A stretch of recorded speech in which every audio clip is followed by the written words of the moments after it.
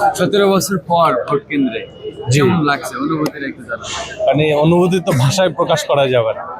17 বছর পরে আমি ভোটার হয়েছি 2011 সালে। এ পর্যন্ত ভোট দিতে পারি নাই।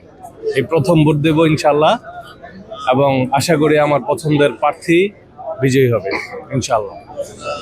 ভোট কেন্দ্রে আসার পরে ভোট কেন্দ্রের পরিবেশ কিরকম দেখছে? পরিবেশটা ইনশাল্লাহ অনেক ভালো, সিকিউরিটি অনেক ভালো আছে, আমরা আশা করছি। এখানে কি শুধু তারেক রহমান আসবেন এই জন্যই এত সিকিউরিটি?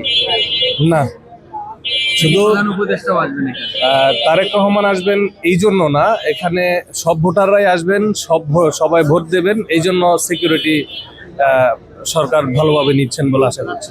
আমরা অনেক ভোটারের সাথে কথা বলছি এবং এই অতিরিক্ত সিকিউরিটির কারণে তারা বিরক্ত। আপনিও কি বিরক্ত? না না না না। এখানে সরকারের পক্ষ থেকে তো সরকার সিকিউরিটি দিবেই, এটা স্বাভাবিক। এখন জনগণের ভোটারের নিরাপত্তার জন্য সিকিউরিটি নিয়ে কেউ বিরক্ত হবে এটা আশা করি না।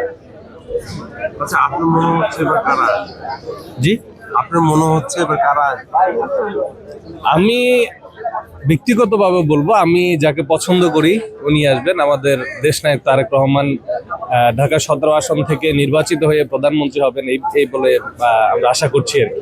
আর জামাত সম্বন্ধে জামাত সম্পর্কে কি বলবো?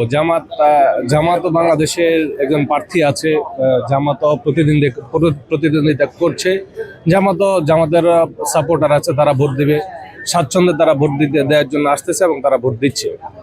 গতকালকে কিন্তু অনেক ভাবে তারা কিন্তু টাকা নিয়ে আরো অনেক কিছু বলছে ভাই, এই সম্বন্ধে ভোট দিয়ে তো বাংলাদেশের মানুষ এখন আর আগের মতো বোকা নেই যে ভোট টাকা দিলেই সে কাউকে ভোট দিয়ে দেবে, এরকম না। গতকালকে আপনারা দেখছেন সৈয়দপুরে একজনের কি অবস্থা হয়েছে, প্রায় 74 লাখ টাকা নিয়ে ধরা খেয়েছে।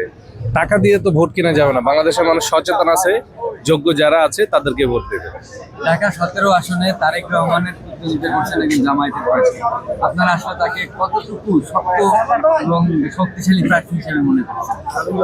জামাত মনে করতেছে উনি শক্তিশালী, কিন্তু আমরা যারা বিএনপি সাপোর্টার আছে, বিএনপি কর্মী আছি, তারা মনে করছি না কোনো প্রভাব পড়বে।